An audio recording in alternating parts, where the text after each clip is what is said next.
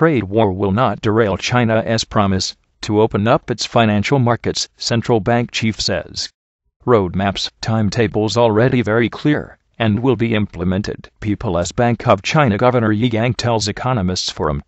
China is committed to opening up its financial services markets to foreign players irrespective of the trade war with the United States, the head of its central bank said on Sunday, countering claims it had suspended license applications as a result of the dispute.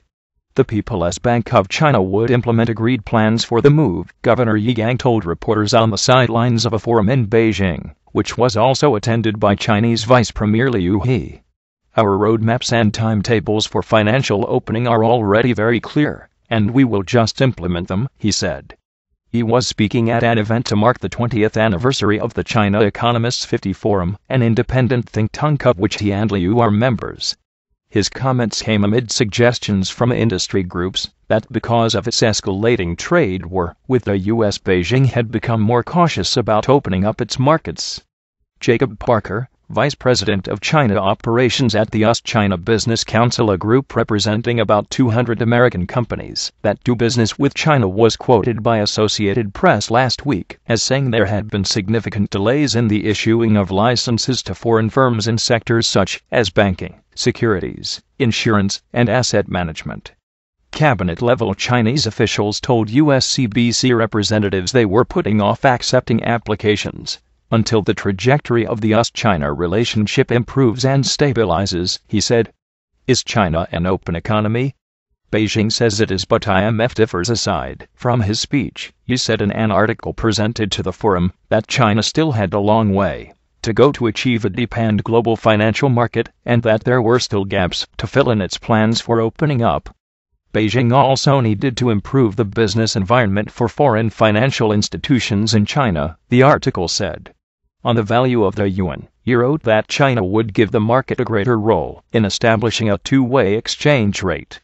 President Xi Jinping in April extended an olive branch to Wall Street and other global capitalists keen to tap into China's lucrative financial services markets by promising to make access to them easier for foreign firms. The offer was intended to demonstrate Beijing's commitment to an open market policy and counterbalance any fallout from a trade war waged by U.S. President Donald Trump. The central bank subsequently published details of the opening up plan, under which foreign investors are now allowed to hold a majority, 51% maximum, stake in Chinese brokerage, futures, and fund management firms. The PBOC said also that the equity ceiling in the three sectors would be removed completely within 3 years. While Beijing is keen to stimulate capital inflows, its latest move allows foreigners to open trading accounts for mainland-listed stocks. It has been equally determined to restrict outbound payments and investments. However, amid growing trade tensions with the U.S., Trump looks set to impose tariffs on a further $0 billion worth of Chinese imports as early as Monday. Beijing's efforts to woo Wall Street have received only a lukewarm response. Is China an open economy? Beijing says it is, but IMF differs. International Monetary Fund says further steps are needed to foster further openness. The International Monetary Fund has urged China to adopt further steps to open its market, disagreeing with Beijing's assessment of the country's progress in reforming state-owned enterprises, reducing trade and investment restrictions, and its efforts to reduce government debt. We are looking at China and comparing it with other G20 countries in terms of service trade and investment. The Chinese economy is still very restrictive, Alfred Shipke, IMF's chief China representative, said at a symposium in Beijing. Fostering further openness was one of the policy recommendations made by the Washington-based fund after its annual economic consultations with China in May. In its report, the IMF urged China to emphasize its annual growth target, enhance its controls on credit growth, and modernize its policy framework. International calls for further reform have grown louder, with Beijing's restrictions on market access raised at the World Trade Organization and cited as the justification for the unprecedented trade war with the United States. The IMF findings were based on available data from the Organization for Economic Cooperation and Development, the World Bank, and the International Finance Corporation. Beijing, however, said the IMF should not have used OECD indicators to measure China's openness, because it is not a member of the Paris-based organization. Instead, it argued the country's trade and investment regime is more open than the IMF's assessment and has already complied with all its World Trade Organization commitments. Chinese authorities have mounted a vigorous defense of their market openness, as this year marks the 40th anniversary of the start of the country's economic reforms. The government announced earlier this year that it would allow foreign control of financial and auto joint ventures, increase access to its capital market, and narrow the list of sectors in which foreign investment is restricted. J.P. Morgan has expressed interest in starting a financial joint venture in China, while the government will allow Tesla to have full ownership of its planned auto factory in Shanghai. Both the U.S. and European Union have refused to recognize China as a market economy, a move that would limit their ability to use domestic laws to limit Chinese imports. The U.S. administration has also imposed tariffs on $50 billion of Chinese imports to pressure Beijing to increase market access, reduce subsidies for domestic industries, and better protect intellectual property.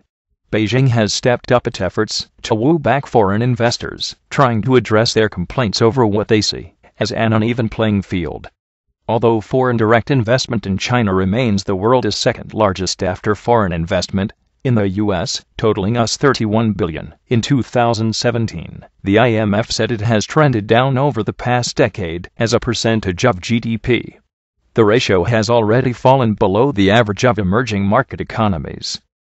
FDI has been a key driver of China's growth in the past. That's a little bit worrisome, Shipkey said of the downward trend. Beijing also disagreed with the IMF's practice of including debt held by local government financing vehicles in its measurement of the total debt at all levels of government, even though it recently started an investigation to determine the size of such implicit government liabilities. Beijing sees a better outlook, and the IMF on other reforms, including a reduction in industrial overcapacity and reduced leverage in the financial system. Great progress has also already been made on the reform of state-owned enterprises, Beijing believes. However, in the eyes of the IMF, SOE reform has been somewhat slower than expected and the economy is still leveraging up.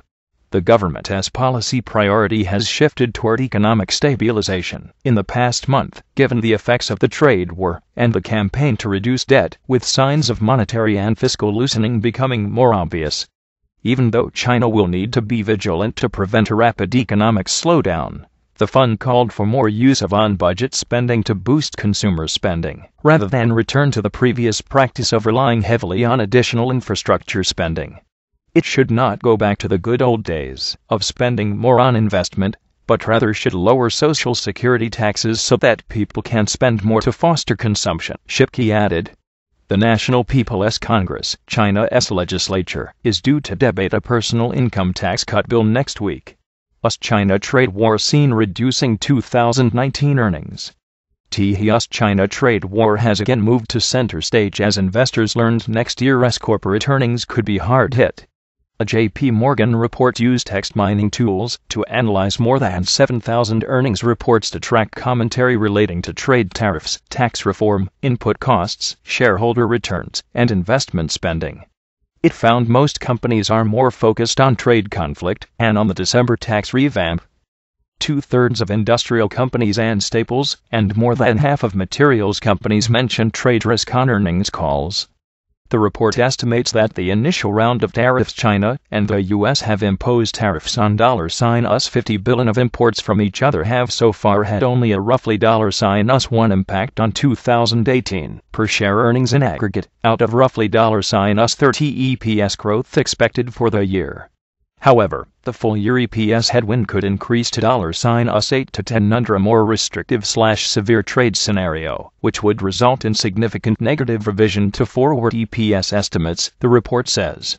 Stocks on Wall Street posted a late rally to end the week mostly higher for a fifth consecutive day, led by gains in the financial and energy sectors. The market dipped on unconfirmed news that President Donald Trump had instructed aides to proceed with tariffs on about $200 billion more in Chinese products. The Dow Jones Industrial Average gained less than 0.1% to 26,154.67, and the S&P 500 rose less than 0.1% to 2,904.97. The Nasdaq Composite Index slipped less than 0.1% to 8,010.04, but was up for the week. When the headlines hit, the knee-jerk reaction in the market is to either sell off or gain immediately, Prudential Financial Chief Market Strategist Quincy Crosby told Bloomberg.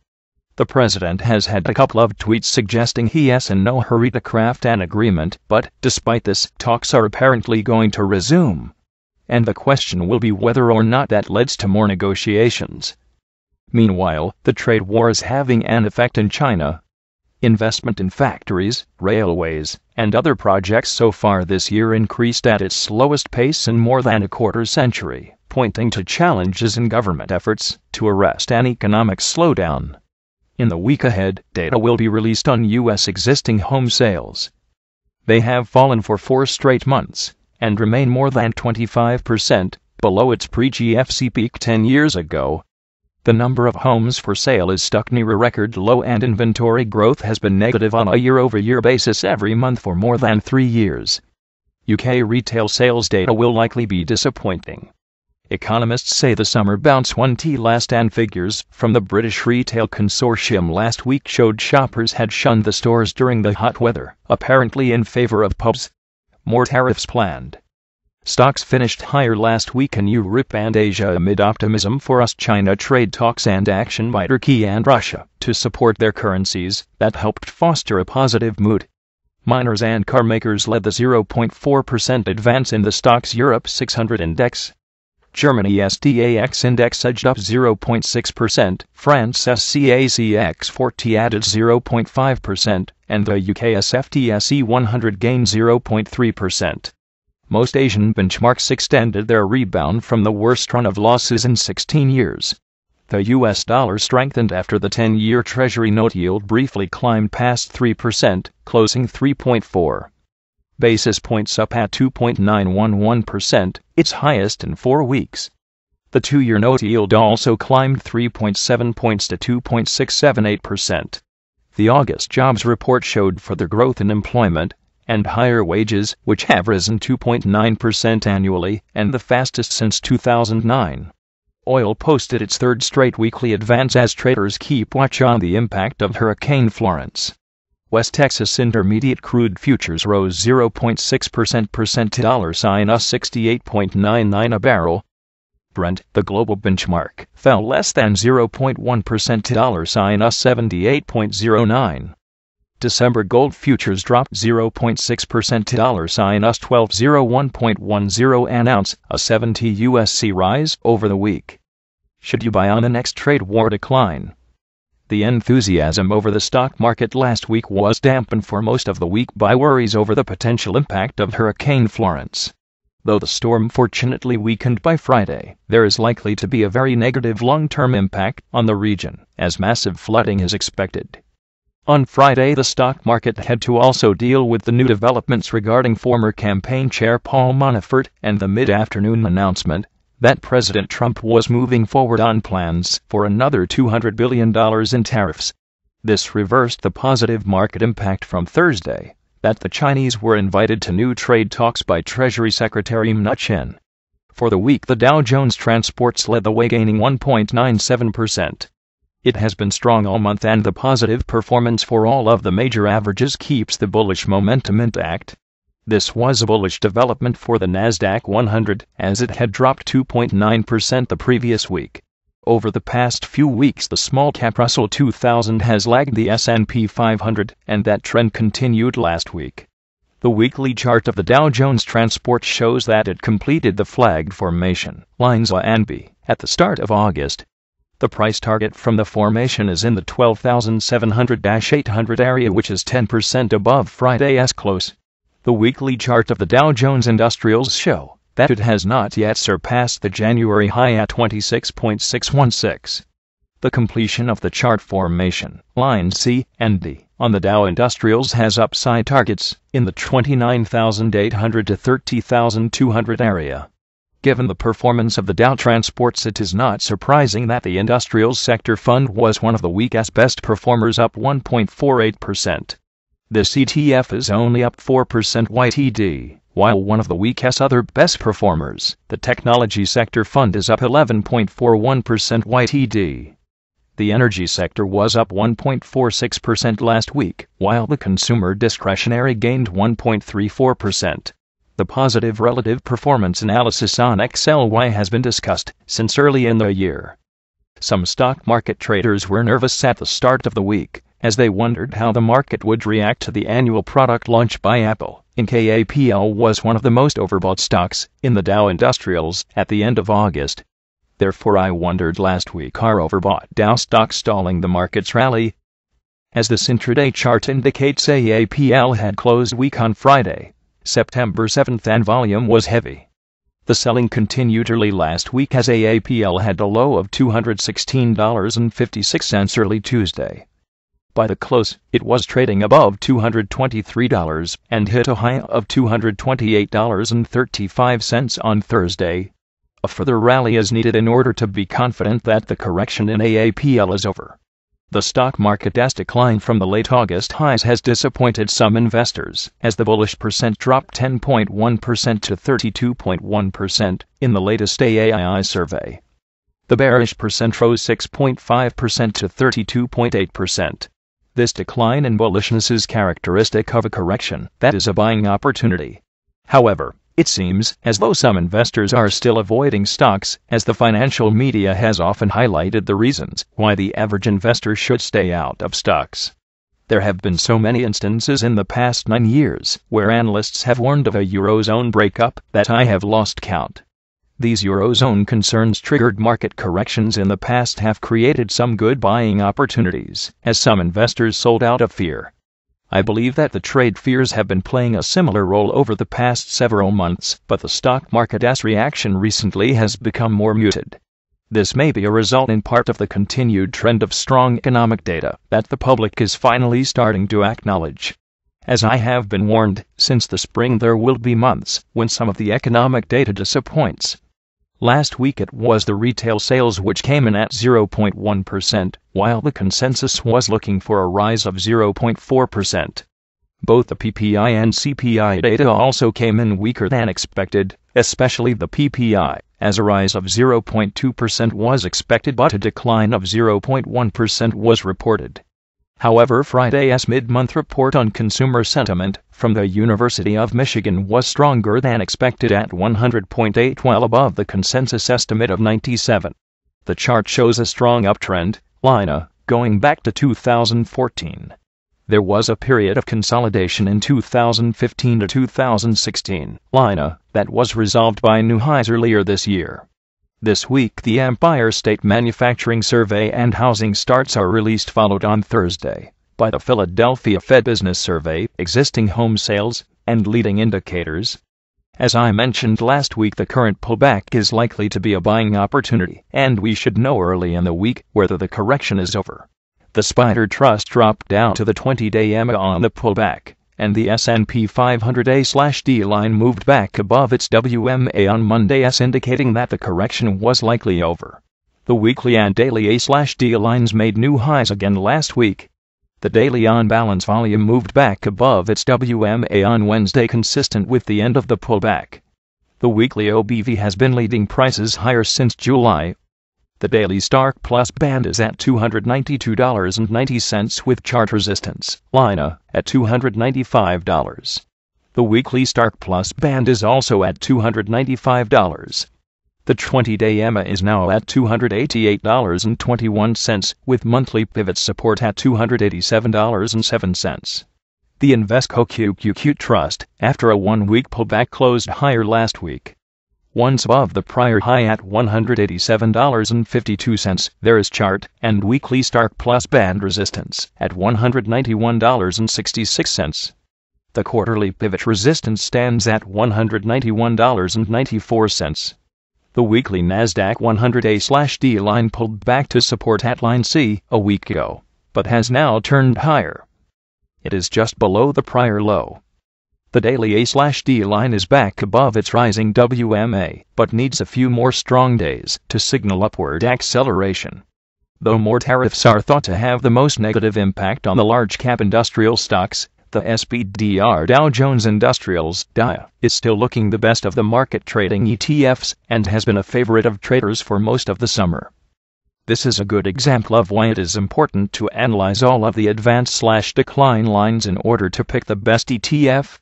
The next upside target for DIA is in the $267 to $269 area. For the week ahead, investors should focus on identifying the strong support levels in the market-leading ETFs where new buying can be considered. For stock traders, there are several industry groups that have recently completed major trading ranges, so stocks in these industry groups should be reviewed for new buying opportunities. In my Viper ETF report and the Viper Hot Stocks report, I provide market analysis twice a week with specific buy and sell advice. New subscribers receive 5 trading lessons for just $34.95 each per month.